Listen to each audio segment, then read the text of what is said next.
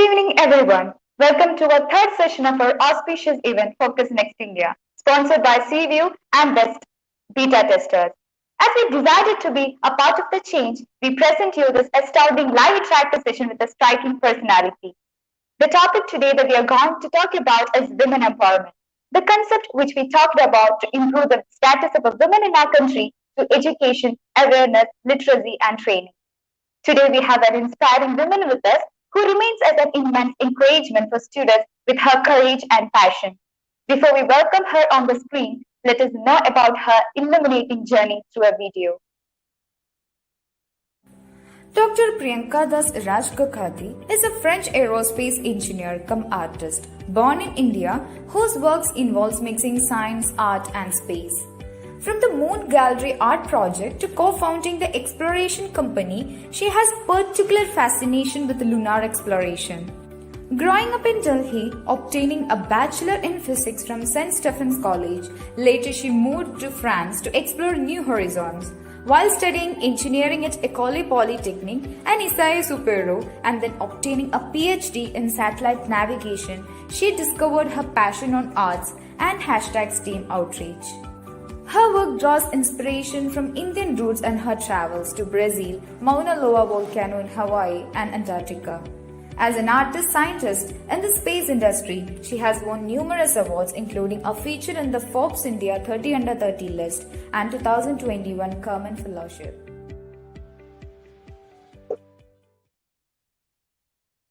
That was such a vibrant video which clearly depicts that Priyanka ma'am has an unrelenting passion for space science and precise satellite navigation.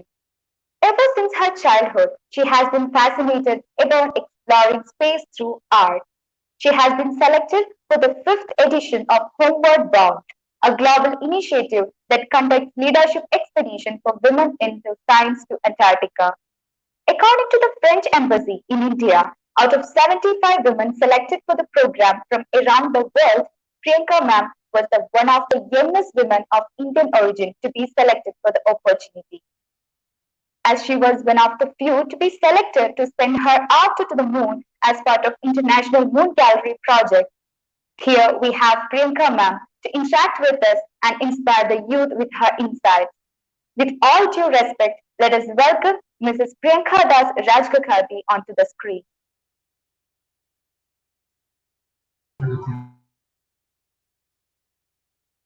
A hearty welcome to you, ma'am. We are quite thrilled to see you with us today. It's my pleasure to extend a cheerful welcome to you, ma'am.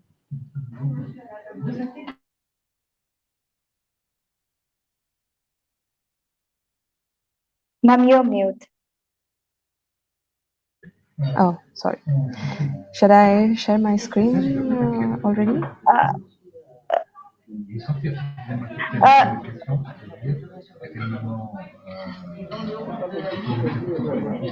Can you hear me?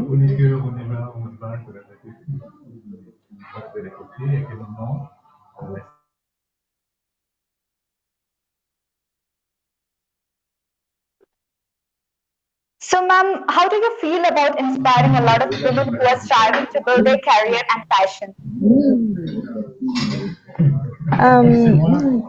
We are a society, and I think it's our duty to extend our experiences to the other people so that we can either inspire others who are not really sure how to follow a certain career path, or who are just not aware of these opportunities, or they're not aware that they are from a specific background, or that they are of a specific gender, and if they feel that they are blocked because of who they are, and then it becomes the duty of the others who've managed to surpass these boundaries to showcase that actually the world is way more open and there are opportunities that exist.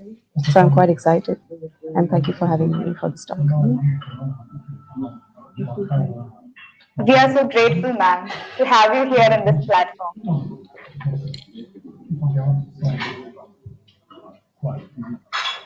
Ma'am, now you can share your presentation.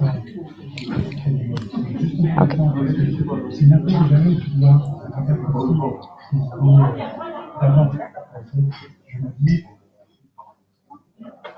Est-ce qu'il n'y a pas par moment une réalité sur certaines méthodes qui crée One second.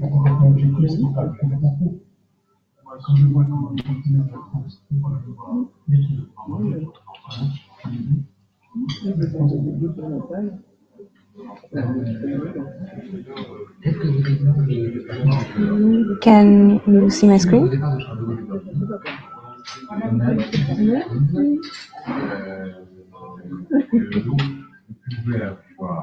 Okay. All right. So thank you, Focus Next India, for having me here for your talk. And it's quite a pleasure and an honor for me to be here. And I'd like to share some of my experiences in the past 30 years of my existence and how I've tried to find some ways to pursue my passion and my interests and build up a career in something that I really want to do. And so let's get on with it. So I don't know how many of you actually recognize this photograph. It's something I show during all of my talks. It's actually a photo taken in lunar orbit, so from around the moon in 1968 on the Apollo 8 mission, which was the first manned mission to the moon. So they did not actually land on the moon. That was Apollo 11 with Neil Armstrong, as everyone knows. But this is Apollo 8 that went actually on lunar orbit and it did some experiments and then came back. So a little bit about me. I am really passionate about lunar sciences. It's inspired me both as an artist as well as a scientist. And ever since I was a child, I've actually had three passions. So science, and then applied to space, and then this is something I've been always wanting to do as a child, which is also add this artistic side to my studies, and sort of try and have this dual career in which I can pursue both art and science at the same time. So a little bit about me, more on the what I actually do. So people must have heard of something called STEM, so science, technology, engineering, and mathematics. So it's a group of fields that describe all these technical, scientific fields that can be studied. But I also belong to this field called STEAM, in which you take STEM and you add an A, which stands for art. And so when I go and give these talks, it's about STEAM outreach. So I talk also about not just about how to do science, but also how to pursue an artistic career on the side. Now, when it comes to the my academic journey, I actually started off with a design degree. I was pursuing a diploma in design from the National Institute of Design in Ahmedabad, but then I said maybe I should actually concentrate on having something on starting with a scientific background actually. So I went and studied physics at St. Stephen's College at the University of Delhi. And then I had the chance of coming to France and pursue a multidisciplinary engineering course at École Polytechnique. And then I complemented it with a master's in aerospace from Supero in Toulouse. It's a very well-known institute of aerospace. And then I finished with a PhD in an prestigious PhD. So I worked for a company called Safran, and I just finished my PhD this year, and now I'm working in a startup called the Exploration Company, which is also aimed at lunar exploration. We're trying to develop a spacecraft that would go to the moon. And on the side, I've also been doing some personal projects from the artistic side. For example, this year I took part as an artist in residence, but during a technical conference. So usually I would go to these conferences as a scientist, and so my research. But in this case, I was there as an artist, and I was actually reading other people's abstracts and converting that into artwork. And this is a project called the Moon Gallery, in which I took up the challenge of trying to fit my artwork into 1 centimeter cube and send it to the moon with the Moon Gallery concept. And when it comes to space, a subfield where you find that there are less and less women. So I was also part of this event called Our Giant Leap, the Space Generation Advisory Council, in which we were talking about how we need to bridge this gap of the lack of women in the space industry, and I'll talk more about that a bit later. And this is a fun project I did last year before. So it was an experiment in confinement where we were sort of locked up in this habitat where we were simulating what a lunar mission would look like. And this was before COVID, so when we went in, we were quite proud that we are going to have this experiment, this experience that very few people would have of confinement. And then a few months later, the entire world was confined, so it was kind of funny. And throughout my education and my work, something that I observed was that this is what usually happens. There are very few women in the room, especially if it's something very technical. So here, for example, this was a short experience I had at Caltech, where we were working under scientists and researchers from JPL NASA. And so, moving on to the question of why do we need women empowerment, right? What is it going to bring to society? And so, the first thing to consider is that women are they constitute half of the world's population, and women empowerment basically means increased diversity of the workforce, and more diverse workforce would lead to driving more sustainability, which is you have more viewpoints on how to run different kinds of tasks, and you can learn from different people, from different cultures, from different genders on their outlook on different kinds of environments. And then as society, as we advance further in our technological developments, these technological developments can also be a bit destructive. But if you have more diversity and such viewpoints coming in, then you can actually make these developments more sustainable. And we actually see this a lot in the space industry as well. Now, we have to address the elephant in the room, the glaring gap. So, the first fact is that quality education is still only accessible by a small niche, and lack of access to quality education is basically an unequal distribution of opportunities. You don't really know where to look for opportunities, where to look for mentors who can guide you in a certain direction. And basically, lack of opportunities also includes a subcategory, which is lack of the knowledge of these opportunities and professional guidance, which can lead you towards having more knowledge on these opportunities. And this is actually more so in the case of women, because if you don't have enough women pursuing studies in higher technical fields, then not goes without saying, less women are aware of the opportunities that actually exist for them. So this is a gap that has to be bridged by us as a society. And just to give an example from the Northeast, this is some statistics I took from the Government of India census report from 2011. I hope it has changed slightly in the last decade, but you can see that literacy for women is way less than for men, and literacy is the first step towards education. And a lot of societal issues also drive us, affect the way women have access to these opportunities. For example, they have unequal access to so many factors. Recently, I had a chat with someone who pointed out that, okay, you can talk about education for women as much as you like, but you have to tackle the basic fact that you see quite often that women don't have the don't have access to the same kind of nutrition as men do, young girls especially, and that can have an effect from you from childhood on how you're able to focus in class, have retention power um, for different concepts, have the energy to pursue education basically. And just because of unequal access and the way they shape the physiology of women, people can have the wrong idea, and there can be several kinds of gender biases, conscious or unconscious.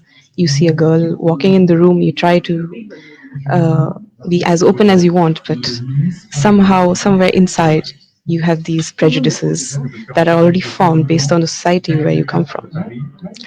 And because of these biases, you can have these obsolete or incorrect beliefs even today in the 21st century, a lot of customs and societal practices that actually have no place today, which are hindering our advancement towards giving equal opportunities to women.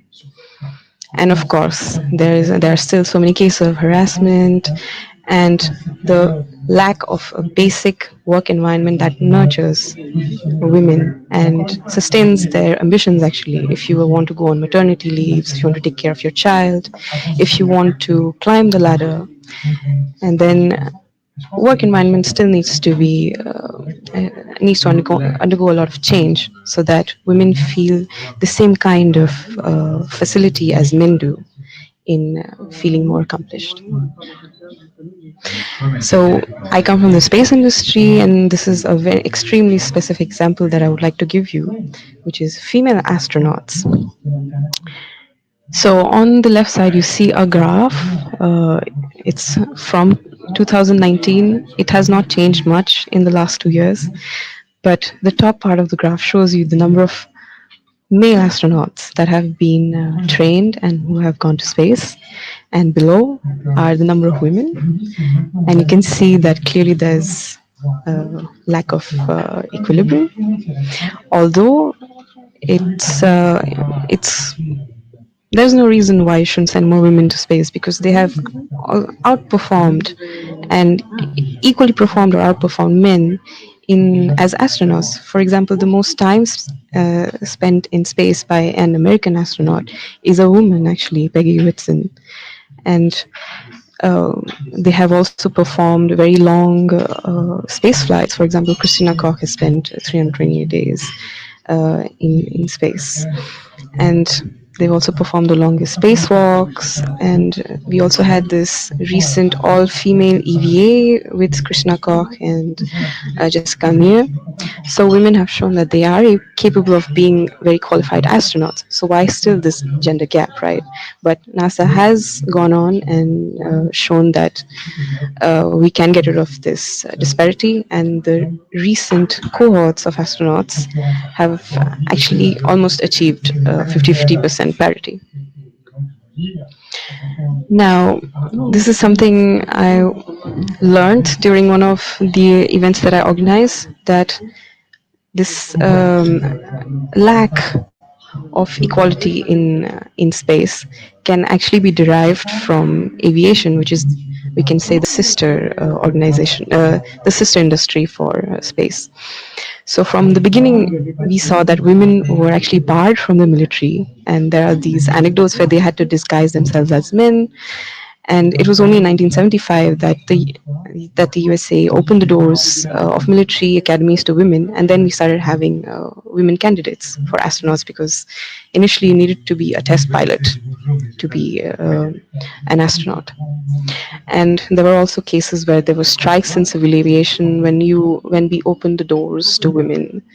And there were all of these examples of resistance against women joining the workforce in aviation and aerospace. And despite the fact that women have actually shown that they are capable of being very good pilots, there have been a lot of records that have been broken. There have been cases of solo flights around the world, breaking the sound barrier, etc. So I'm reaching towards the end of my talk, and my most important message as a conclusion is that encouraging women is important. There is a silver lining in that, though the situation is improving. We are seeing more and more women get involved in technical fields. They're coming out to take more responsibilities. There are a lot more female CEOs right now heading companies, and I think it's a good sign, and we are heading towards the right direction. And to end, I wanted to pitch a project to you guys. So I had the opportunity of being part of something called the Carmen Project, and we have to take a commitment to take some of our knowledge in space back into society.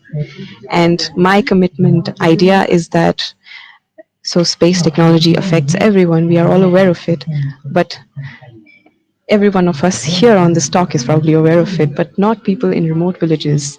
And my idea was to start with, say, a few villages in Assam where you go and you have these conferences with the local people, you speak to them in the local languages, and you show them how space technology is actually affecting their daily lives, how it's used for things like flood monitoring or crop monitoring or helping with agriculture, etc. And these are small steps. If you don't show at grassroots levels what opportunities there are, then people will not know how to reach out to those opportunities, right? So, for those who dare to dream of the stars, come and join me and let me know if you're interested in this project. And I would like to thank you for your attention and open for questions. Thanks.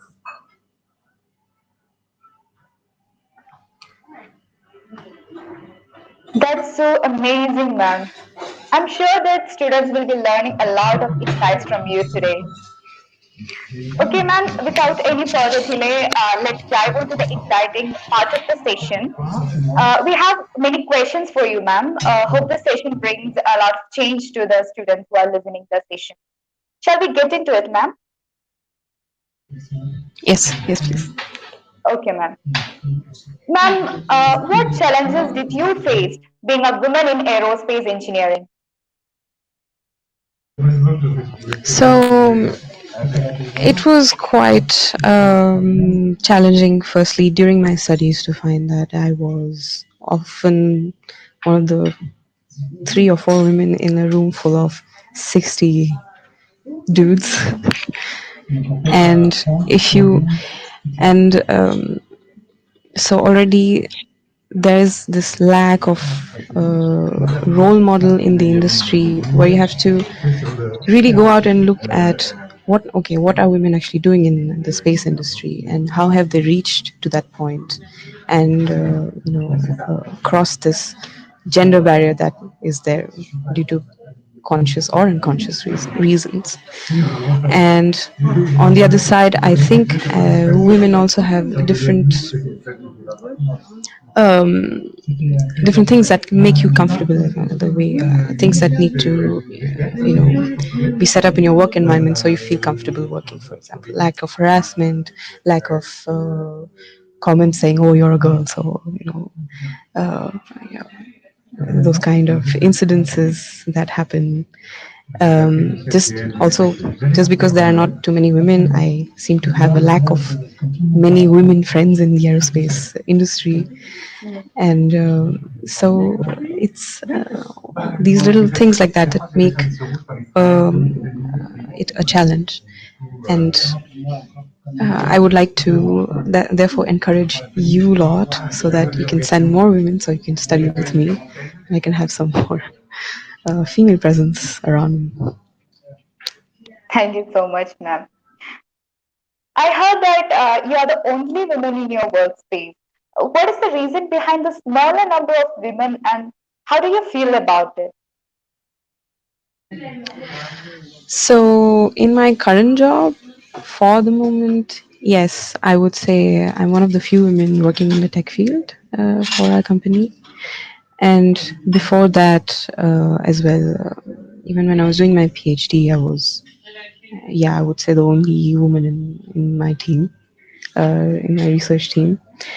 And it's it's not a surprise, right? You just don't have enough women taking up these avenues, and it all comes back down to the same thing. You're just not aware that these opportunities exist, and you can do space sciences. You can pursue this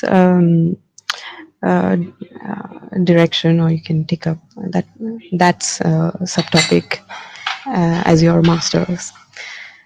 And so, and you will not suddenly have women in master's courses if you don't have women in bachelor's, right?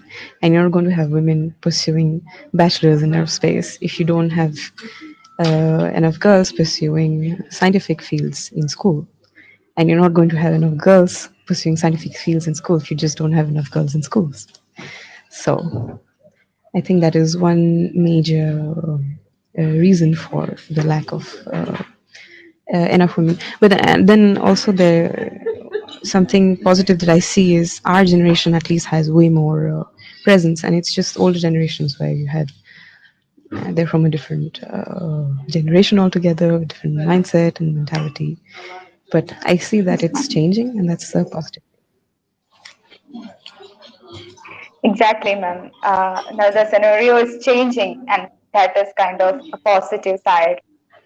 What are the most important values you believe which make you persistent in the life? I'm extremely curious, um, which I have heard my advisors and my managers say that it's something they appreciate, but they also it's something they say you should also, uh, you know, it could work against you, I guess, if you're just curious about everything. But then I I would also say I had the good fortune of having parents who didn't put too many barriers before me, so I was able to question them a lot, and I really thank them. They didn't say, "Oh, you're a girl, you should shut up about it," and you should do as you're told. They actually encouraged me to pursue whatever project I wanted to take up as a child. And so for that, I'm very thankful to my parents. I would also say I have a slight disregard for following authority too much. And yeah, I mean, I wouldn't say rules are meant to be broken. Sometimes they exist there because someone is trying to guide you towards the right direction. But you should also be someone who questions rules often enough and make sure that what you're doing makes sense, actually. So, those three things I would say. Yes, ma'am, exactly. Our mentality on restriction to get changed, something that is always creating the barriers around us. Ma'am, are there any person who supported you constantly throughout your career? Yes, I am quite grateful that I've had a set of mentors who guided me, both men and women, Great. in all the fields, like in aerospace, in art, and I'm even they also include my professors from university, and I'm really grateful that they've been there for me, and they've been even now. This morning, I had a phone call with one of my old professors to say, "Hey, I'm actually having trouble understanding this part." Wow. And I'm really glad that I can still reach out to them. And this actually brings me to an important point, that the presence of mentors is quite important, and Exactly. it's good that you have these programs that give visibility to different kinds of profiles that exist out there, so that even if it's not a role model, or if it's not someone you actually want to be, at least you know that these kind of avenues exist that you can follow. Yes, ma'am. How can a woman develop their confidence and leadership skills? Um, it's a step by step process. It's not something that happens overnight, in my opinion. Of course, if you have had a life changing event, that can change things a bit. However, little by little, if you first, what I do is, if I feel I'm not confident about something, I actually write it down in a diary, and I say, okay, these are the avenues where I feel I'm very timid, or I feel I don't speak up, or I feel uncomfortable about, and but I'm just not able to bring it in front of other people. Writing them down actually makes me realize what the problems are. And once you identify these problems, then you can try to brainstorm a solution by yourself, with your mentors. And if you take little steps, if you first conquer your own fears, right, then you keep getting more confidence. It can be something as simple as you want to, um, for example, I wanted to do the summer camp really badly once, and I had to really fight for it with my parents because it was a little bit of money. And when I did that summer camp, I managed to give them a list of things that why it was important for me, what I would gain out of it, and when they supported my decision afterwards, it felt good, and then it gave me confidence to ask for other things later on. So one thing at a time, and it's important not to uh, self uh, self censor yourself. It's something people do all the time. It's okay, I'm not good enough for this, or this is beyond my reach. Um, no, if you actually go out there and you talk to people, you'll realize that everyone is quite human, and some people have had more opportunities than others, which gives them more confidence. It's not that you're better or worse than other people. Exactly, ma'am. Accepting our own weakness and trying hard to make that better. It's something very important. Ma'am, Yeah, do correct. you think in Northeast region need a strong awareness about the women empowerment? Why so? If you think so, why, ma'am? Yes, of course, because even until till today, we hear in the news a lot of things that shouldn't happen to women happening, and yes, harassment. There are still rape cases. Recently, I even heard a case of witch burning in the 21st century. And even though northeastern society is quite open, I would say there are still a lot of these social evils, and yeah, so awareness needs to be spread, especially from the young generation, which has access to knowledge through internet, through the proper use of internet. I would say, I would like to add, and it's up to us to spread the word and encourage society to change little by little. Exactly, ma'am. Exactly. After listening to all your answers, I'm sure that this session is more interesting and inspiring. We have many responses, amazing responses in the live chat. We all are rejuvenating energy. Ma'am, shall we take up the questions from the audience? Sorry, can you repeat that? Can we take questions from the audience? They are very Yes, yes, of actively course. posting questions on the live chat, ma'am. Yes, of So viewers, course. now begins the Q&A session. So hype up and let your questions be running through your mind. Let's take to the questions.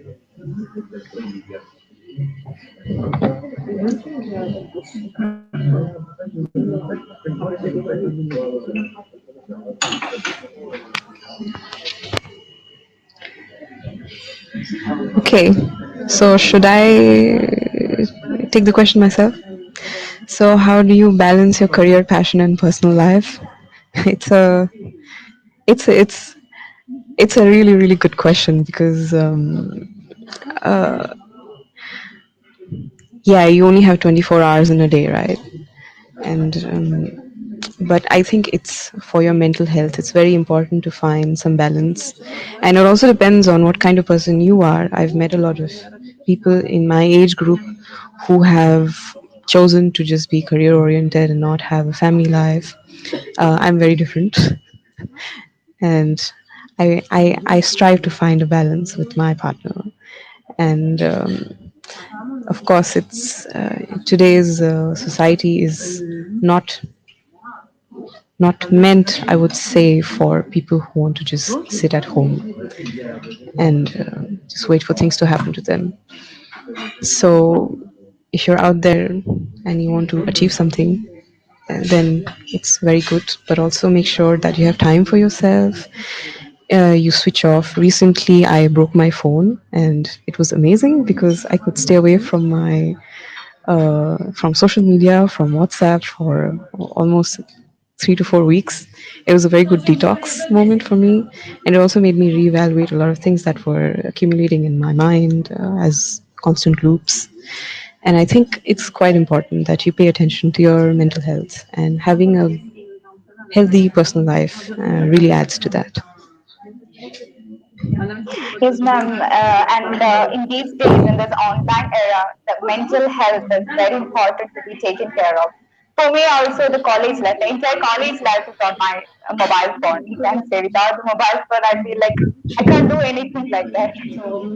Ma'am, the next question is, what advice would you give to the young people, young women who want to enter male-dominated career? Um, it you have to first example for male dominated career, aerospace for example. I would say I have seen women perform equally well as men in all the fields, be it intellectual work, be it physical work, be it yeah. So I would say a good way to be motivated is to go out there looking for role models, people who have already done it before you, and see how they did it. And if there are no role models, then be the first one. take up take up the courage, be creative in your approach, and yeah, and be a set an example for people after you.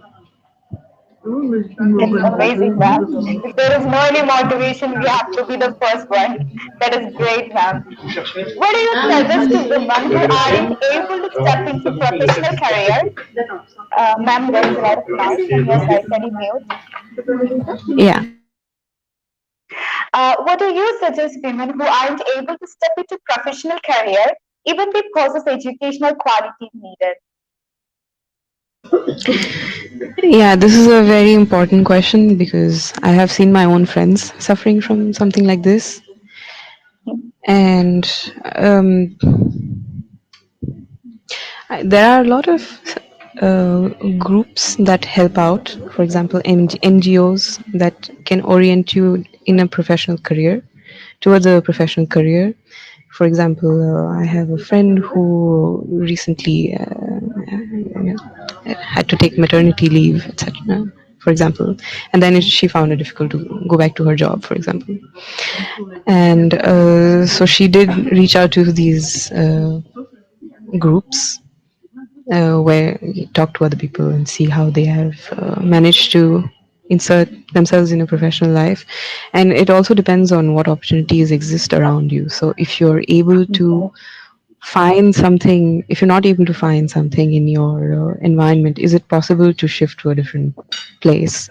If it's not possible to shift to a different place, is it possible to maybe slightly change your skills? Or the third one, my favorite, create the opportunities yourself. Become an entrepreneur. There's always something to do. There's always a problem to tackle, and there are even in the Northeast, you have so many groups that help out young, not young, sorry, I meant people who want to start off on an entrepreneurial career to set their first steps. Exactly, ma'am. We had our first session on this topic, entrepreneurship, because that is very important. Because to creating an opportunity, that is something great. So let's check on to the next question. Question from Sheikh Asif Ali. What are the ways do you have to stay grounded and take care of yourself, ma'am? Um, it's it for me in my case it has been the people I'm surrounded by, they're my pillars of strength, and they help me stay grounded actually. And my best friend, my partner, and so and the other way is obviously you will ask yourself a lot of questions, and it's quite important to not let things get to your head, because it's actually the more you study, I found, the more you realize, the less you actually know about the universe, and that it in itself is a humbling experience. And I think in my case that has been one factor that has contributed to being slightly grounded. That's great, ma'am. Let's check to the next question. What motivates you to realize that you want to explore more in your career?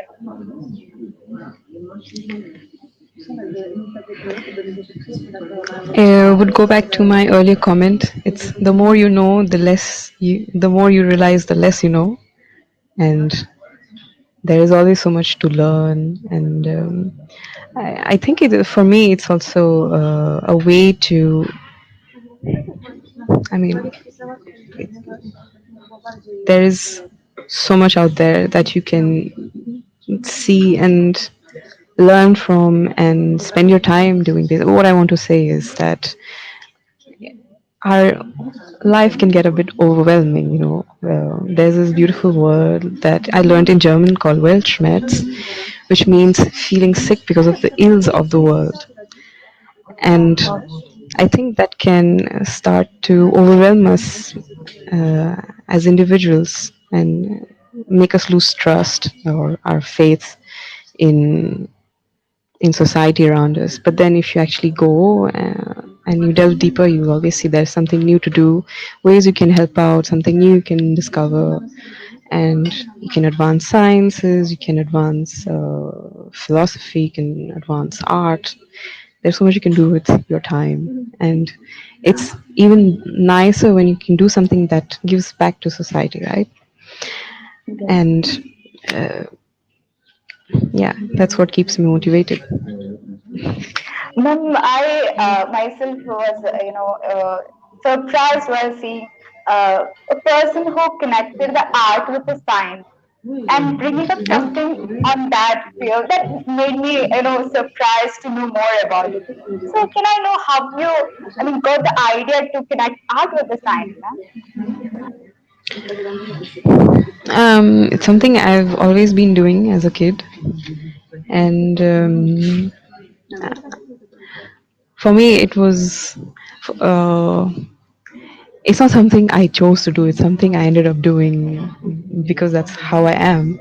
For example, in school when I was learning programming, I there was one assignment that we had to do where you had to program something, take up a project on your own. And so a lot of my friends were doing database management, or they were creating the standard things with code. And I said, okay, maybe I could use it to program mathematical equations that can generate artwork. And then I did it. Okay, the project got a good grade, but then years later I pitched it in front of some people who were looking for artwork, and then that's how it got involved with the Moon Gallery, and now this student project is now maybe on its way to going to the moon. So it's just something I've always been doing, and even now in my work, the first thing I tell my team is, okay, I might be studying engineering, but I'm actually an artist, and you're not going to take that out of me. And you would always find me doing some artwork or the other. That's great, ma'am. Always doing something new. Always pursuing something new. That's great.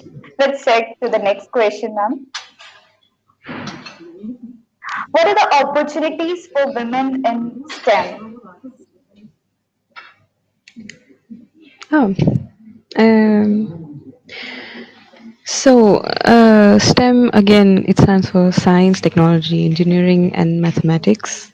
And these are primarily places where you don't find enough women.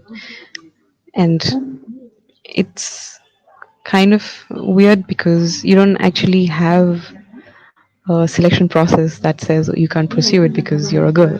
It's just Yeah, that less women are applying for it. So all of these opportunities are actually there for you as a girl, and I would suggest you just you go for it. You can be an engineer if you want. You can be a space engineer if you want. You can be a chemical engineer. You can go into biotechnology. You can. There are so many opportunities in all of these fields. exactly, ma'am. Exactly.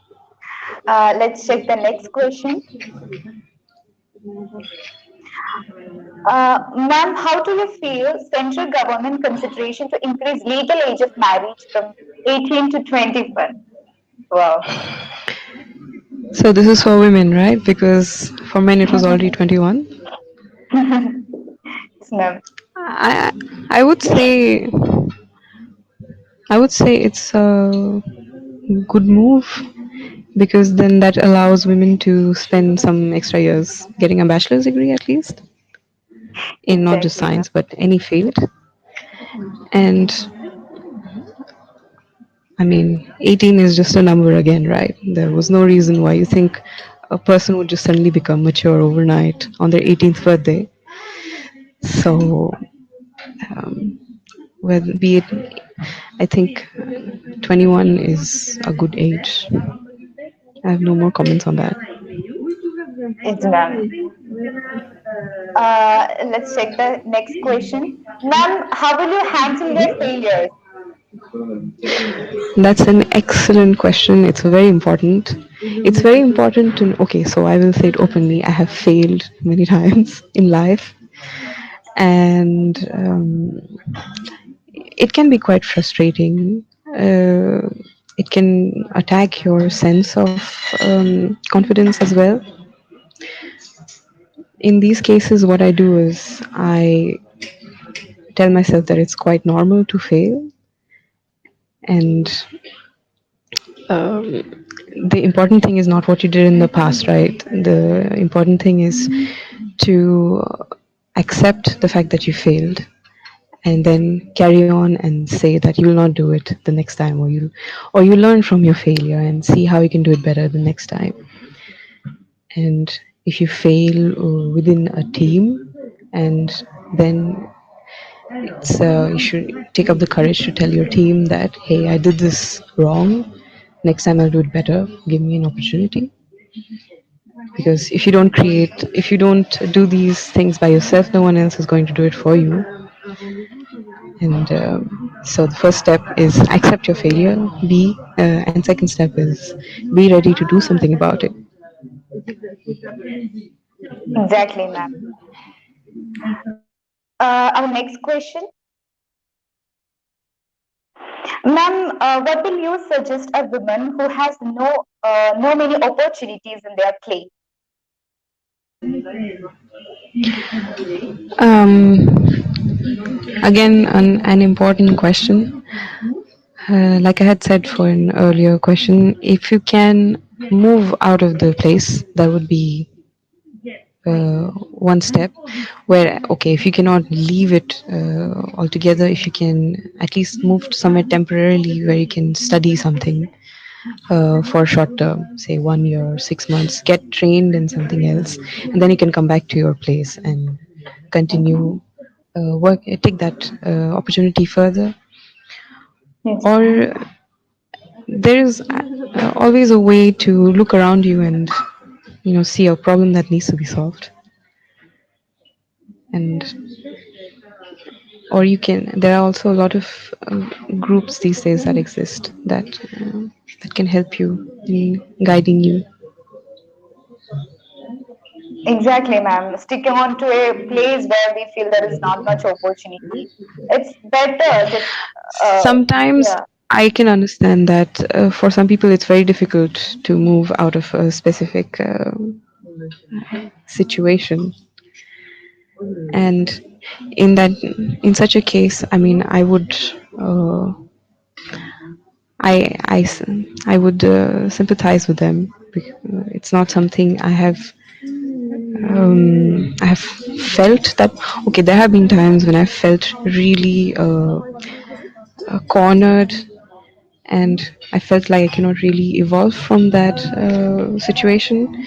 So I have taken some courage and just moved on to something else. But I know that that's not possible for everyone. So I would say just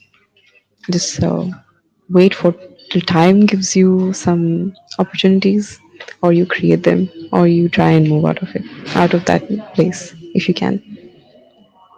Exactly, ma'am. Exactly. Uh, let's check to the next question. Ma'am, how do we move forward with when everyone is telling us that our idea won't work? Well, you don't listen to them. You do it yourself. You do it. You go ahead and you do it. You find someone who supports you. Even one person supporting you is a very good uh, morale booster. Um, and who is everyone who is telling you that your idea is not working? Is it someone whose opinion matters? If it doesn't matter, then you know the opinion doesn't matter. If it's someone whose opinion actually matters, you ask them why they think it's not going to work, and for the points that they give you, you try to counter it, saying actually you're wrong in this. Or if they're actually giving a good point, then you try to find a solution to work around it and see how your solution, how your idea is going to work around that block. We can show them our idea is great by showing them by working on it. Ma'am, Yeah, and also I feel, yes, ma'am. yeah, just to Continue. end, I think if someone else failed at something and they tell you that it's not going to work out, then you should not listen to such people. You should still try. And like I said, if you fail, it's okay. You can always do something else or learn something from your failure.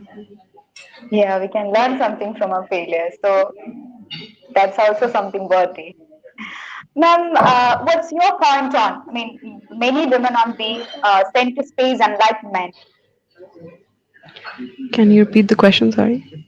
What's your point on many women are not being sent to space like men?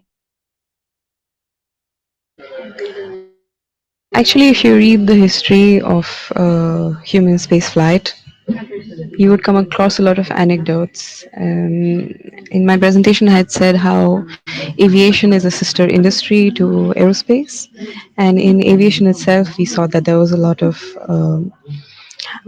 resistance against women joining the aviation industry as pilots, and this thing got translated into aerospace. And the initial barrier was that actually you needed to be a army test pilot to be an astronaut in NASA, and women just not were not allowed to be test pilots, so they could not apply to be astronauts. And there is this very funny anecdote I read once. You can maybe you can try to look it up on the internet about this problem of peeing in space, of not going to the toilet in space. And initially, the idea was that, actually, how will women go and, use a toilet in space as compared to men? And then eventually, what they found out that the system that was then later developed for women was actually quite comfortable even for men to use. So, Wow. so things like these. But like I said, these barriers, at least in the space industry, are slowly breaking apart. I was discussing with some astronauts who I met recently who said that the situation is indeed getting better.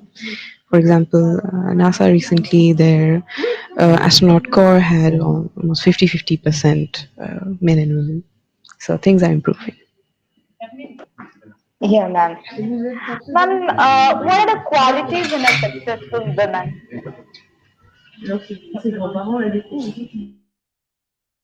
What are the qualities in a successful woman? What are the qualities in a successful man? Women, women, ma'am. No, but I don't think there are. Depends on Yeah, how you define success yourself, right? It's how you feel yeah. successful. And I don't think there is one category that you can, or a quality that you can assign to someone who feels successful in what she does. Yeah. You should never base your achievements on what other people say.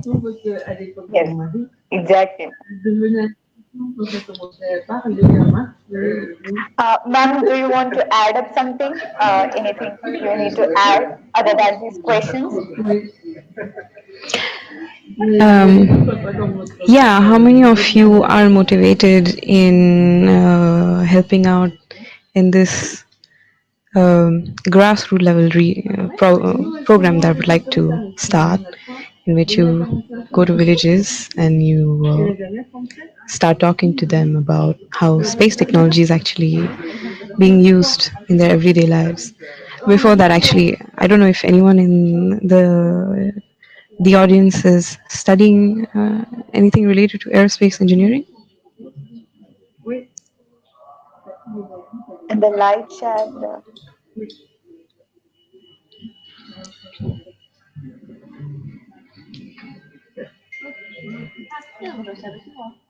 Okay, maybe in the chat you could write down what you are studying right now.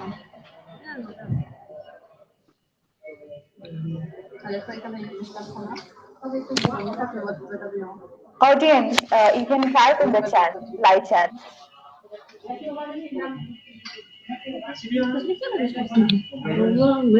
Okay, mechanical engineering is really good because it's quite useful in space technology later on if you want to study space. Ma'am, about chemical engineering? Of course, rocket, it's chemical propulsion, right? So Yeah. electronics is also very important. Actually, this is something when you speak about space science, people just think it's about making rockets and being an astronaut, but it's quite multidisciplinary. There are so many things that you can do. Yes, engineering, of course. You can be a astrophysicist, uh, and these physical models are based on mathematics. So even mathematicians are very useful in space. You can also be a space lawyer, you can be a doctor, you can be an artist these days, you can be an architect. There are all these concepts of what the next lunar base is going to look like, so architects are also welcome. And it's just an industry like any other which has opportunities for almost everyone. Every branches have opportunities over there. Yes. And if there isn't one already existing, then you be the first one to make it. That's something really great, ma'am. You are just quoting that again and again, and that has something beyond words, that meaning. Ma'am, let's check anything else is coming in the live chat. Okay, so we have reached at the end of today's session, ma'am. Ma'am, how are you feeling after attending our event and interacting with us on this pleasant evening? Hi, it was a pleasure. I hope I could share something and maybe motivate if at least even one of you gets motivated. I think it's a success for me. And Exactly. I think there were some really good questions, and it's very important to ask good questions.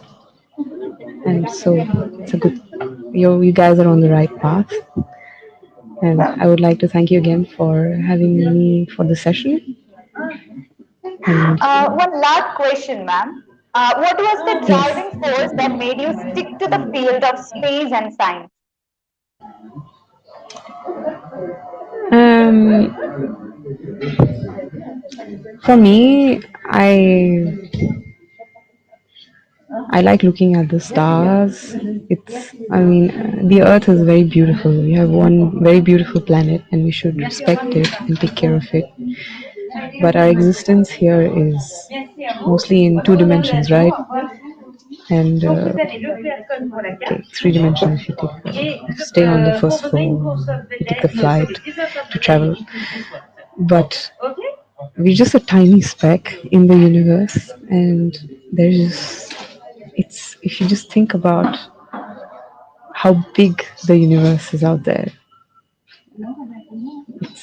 it's something that's made me curious and motivated all throughout my life. That's so nice hearing from you, ma'am. So inspiring, ma'am. I heartily thank you for accepting our invitation and coming us for today, ma'am. Because you, with all the patience, you are answering all the questions, whether it is personal, whether it is your experience, and your insight that definitely made someone inspired. That is our aim of this Focus Next India event. And all the best wishes, ma'am, for your future adventures from our team. This would be the memorable experience interacting with you. Thank you, ma'am. For me as well. Thanks a lot. Okay. All the best to everyone. That's it for the evening viewers. Many sessions are coming up. Stay tuned. This is Rehina bin Mohammed signing off.